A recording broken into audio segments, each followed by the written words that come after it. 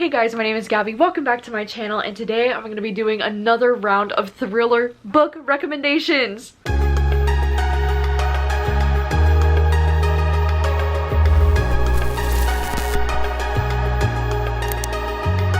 This is going to be my 8th time doing a thriller book recommendation video, so if you've missed any of the previous 7, I will have them linked down below for you. But this is one of my favorite videos to do on my channel, and I read enough thrillers per year now that I can do these videos 2 times a year. So these are just going to be all the thrillers that I've read within the last 6 months that I've really enjoyed and would love to recommend to you today. Before we do jump into the books, I just wanted to say a huge thank you to a new sponsor on this channel, and that is Tommy John. What is your favorite item of clothing to wear while relaxing at home? Tommy John sent me some of their loungewear to try out, like this shirt that I have on now, and these clothes are some of the most comfortable clothes that I've ever worn in my life. The fit on Tommy John's clothes is designed for motion so that your clothes won't ride up, bunch up, or twist. There's nothing like coming home after a long day of work wearing jeans all day and then coming home and putting on these loungewear items, these joggers, these shorts. Like, all of it is so cute and so comfortable. My personal favorite has to be these black pants. I've been wearing them daily, like literally every single day, because they're so comfortable and so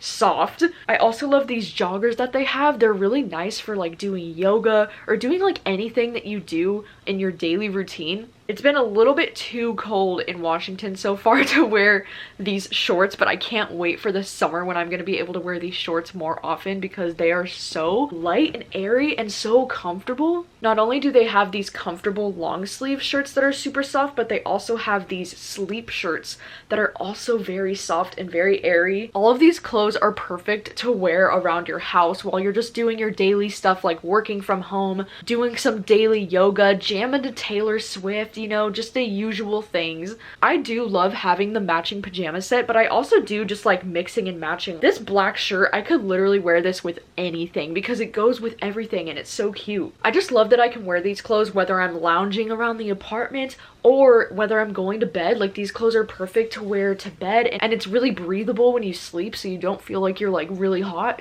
So you can try Tommy John today. Click the link in my description and use my code gabbyreads to get 20% off and free shipping. Thank you so much again to Tommy John for sponsoring today's video. Right, so on to the book recommendations. There are quite a number of books on this list. It's a little excessive. The first one I wanted to recommend to you is one of my favorites that I've read in the last 6 months, but this one doesn't come out until June.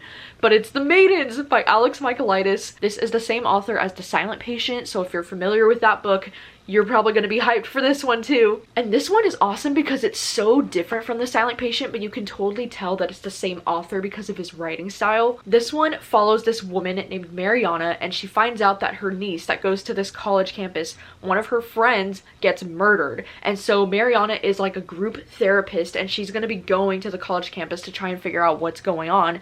And this professor named Edward is getting accused of murdering his students. And he's like the Greek tragedy professor that's on this college campus. And as you can imagine, the Greek tragedy vibes in this book are very strong. It's very dark academia vibes. I just had so much fun with this book. Like, I swear I could have finished this within one sitting if I didn't have to like go to bed or go to work or whatever, because it is just so gripping. Like, it is so well written, and I just had a really great time. And especially if you love thrillers that take place on college campuses and kind of have that vibe to them, and I highly recommend checking this one when it comes out in June. Oh, one of my absolute favorite thrillers that I read last year in 2020 is The Nesting by C.J. Cook. This one is described as a gothic thriller, and it totally reminds me of The Turn of the Key by Ruth Ware, because in this book we're following this girl who gets this nannying job for these 2 kids, very much like The Turn of the Key. But this book is fun because it takes place in Norway, and in this house she's staying at, she doesn't know if this house is like haunted or not. Like, there's weird stuff happening at this house,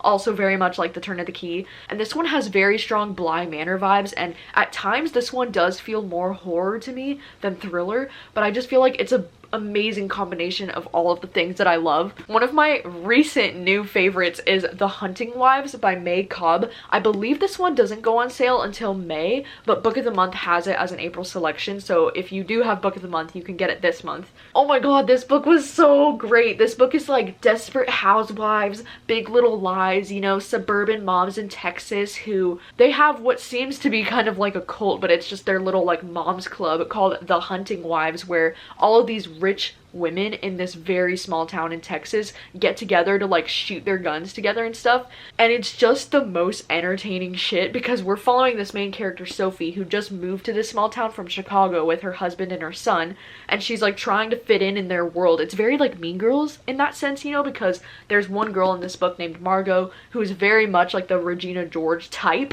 and we kind of have a situation in this book where our main character is low-key kind of a stalker and kind of like ridiculously obsessed with another girl, and it just makes it more fun. Like, it makes it even more entertaining, and this is definitely going to be one of my favorite thrillers of the year. Like, I just had such a good time reading this book. The next thriller that I want to talk about is Finlay, Donovan is Killing It by Elle Cosimano. And this book was such a surprise. This one is a very light-hearted mystery thriller. It follows this woman who's a writer named Finlay, and she is struggling to work on her next novel and struggling to pay the bills. She's recently divorced, and her ex-husband is a freaking asshole. And then one day when she's in a Panera Bread, she's talking to her agent about her next book, and this woman overhears her in the Panera and thinks she's talking about murder, because her books are about murder, okay? Her books are like fiction crime books.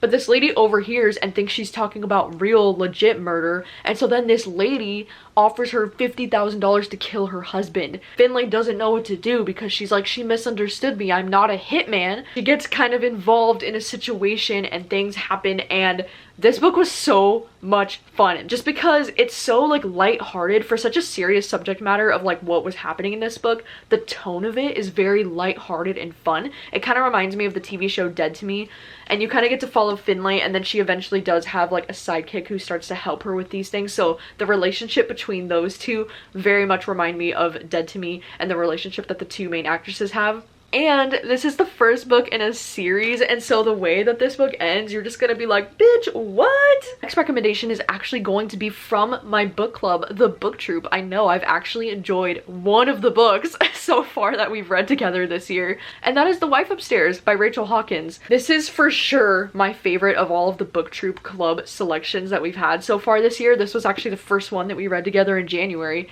and this book is one of my favorite kind of thriller setups, you know, where it's like this guy, his wife went missing like 6 months ago, and now we're following from the point of view of this new girl that he's like really into, and he's like trying to impress her, and he's really rich, she's really poor, and then our main character Jane is like so questionable. Like, we don't know, like I can't trust her, you know, like we don't know what her intentions are with this man.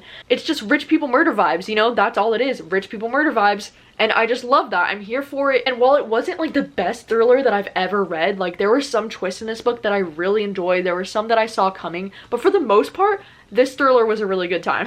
The next thriller I wanted to recommend is They Never Learn, and this is another thriller that takes place on a college campus. We're following this woman named Scarlett, who is a professor on this college campus, and she's also a serial killer, and she's taking out men who have done bad things. She's a badass. And then we're also following in every other chapter, we're following this girl named Carly, who's a student at the campus, and she's just trying to survive her freshman year.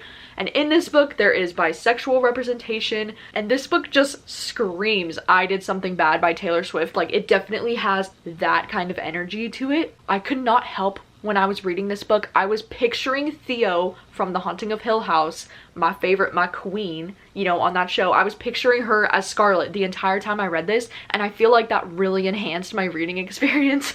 The next one I want to recommend is actually a young adult thriller, which it's like, I know, like, who even am I? Like, what? A Good Girl's Guide to Murder by Holly Jackson. And if you've heard about this book, it's because the hype is real. I've been seeing this book around BookTube for probably like the last year, and everybody's just hyping it up and talking about it nonstop, and it's totally valid because this book was so good. We follow this girl who's in her senior year of high school, and for one of her senior projects, she's going to be diving into this murder that happened in her small town. There was this high school senior named Andy Bell, and everybody in the town just assumed that her boyfriend killed her, because after her body was found, the boyfriend killed himself a few days later, and she doesn't think that that's actually the case. Like, she doesn't think that that's what happened. So she's taking the opportunity for this project that she's doing for school to try and figure out what actually happened. And so she's like interviewing people in the town and going through all of these things from the past, and it's really interesting. I highly recommend the audiobook because it sounds like real phone calls and like real interviews, and there's like a full cast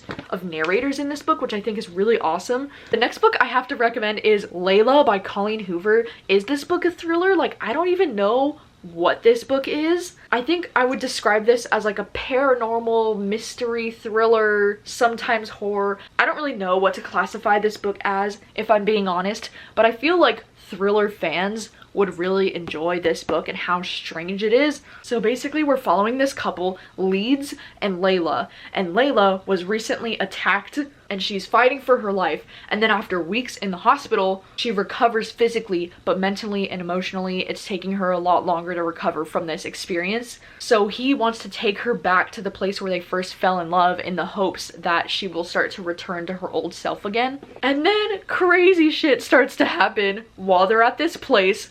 That is all you need to know going in. This book is a wild ride. It's honestly one of the craziest, strangest books that I've ever read, but I still think about this book all the time. It's just like, what the heck was this book? And this book was so mysterious and thrilling at times. Like, it is a very strange book because once you realize what's actually starting to happen, you're like, wait, what the fuck? You're probably gonna say what the fuck out loud like 5 times while reading this minimum, but at the same time I just can't, like, I couldn't get enough of it. I couldn't put it down, and it still stands to this day as one of the weirdest books that I've ever loved. Next up, I would like to recommend another recent thriller that I just read, which is Who is Maud Dixon? And this one is a thriller that takes place in like the book publishing world, which I love. I really wish I could read more thrillers that take place in like the book publishing industry. This book I would highly recommend jumping in knowing as little as possible, because I do feel like the premise of this book spoils you for quite a lot of the things that happen in this book. But all you would need to know going into this book is that we're following this woman named Florence,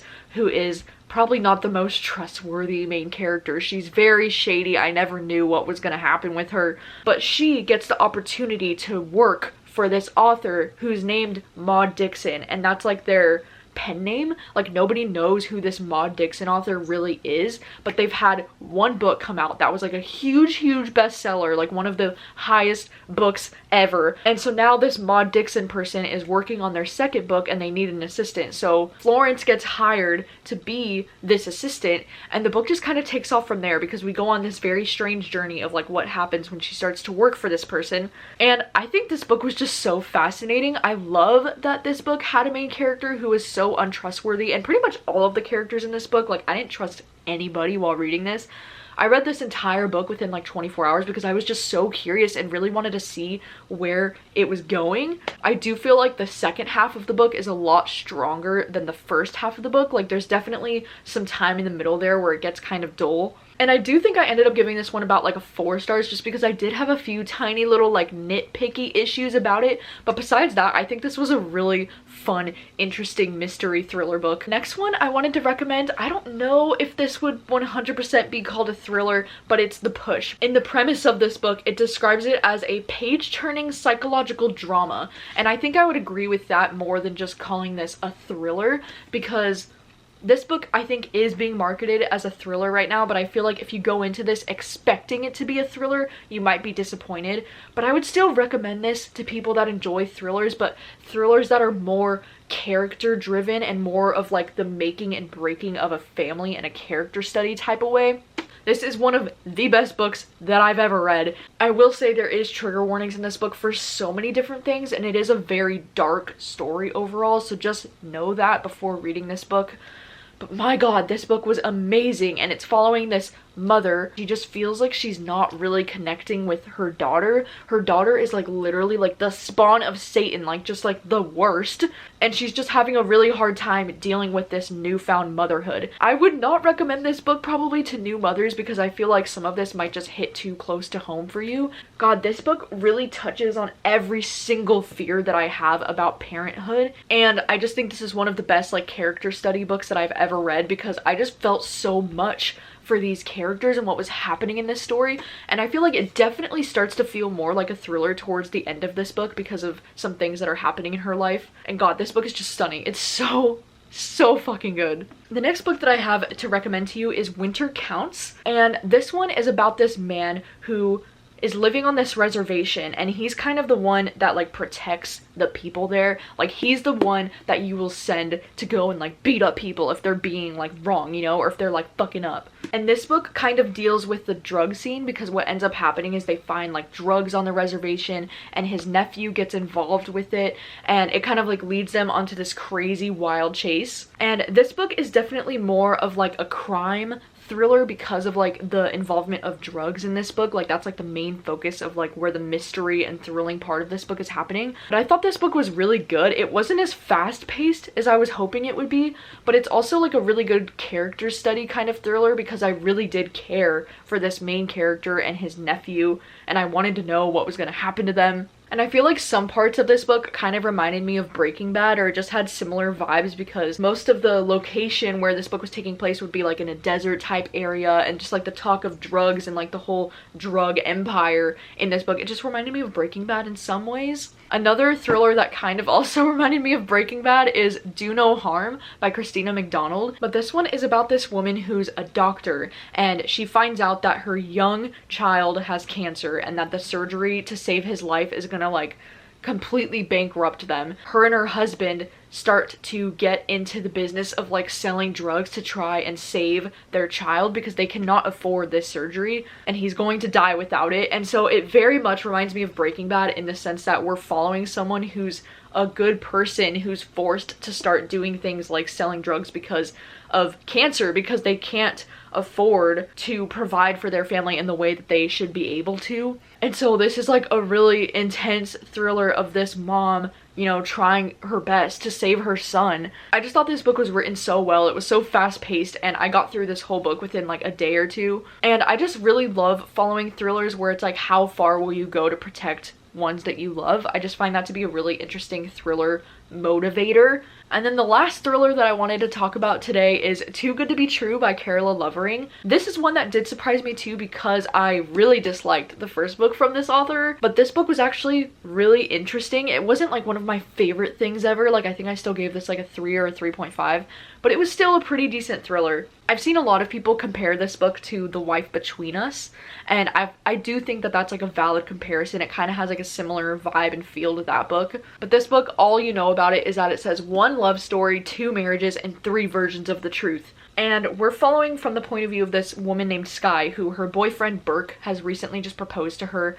In another point of view, we follow Burke from his diary entries to his therapist, which is like really interesting and unique to get like his point of view on things.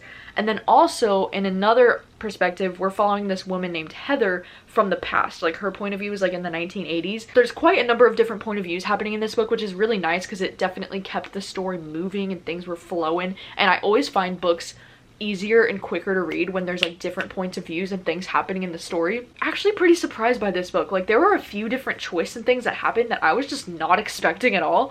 I wasn't a huge fan of the way this book ended, but I was still pretty surprised by how much I enjoyed the ride, you know? Those are all of the different thriller recommendations that I have for you today, and I'm excited to hopefully do another one of these recommendation videos in October because I tend to do them every April and October because that's 6 months, and I feel like this summer there's gonna be so many good thrillers that I'm so excited about. So yeah, if you've read any of these books on this list, please let me know your thoughts.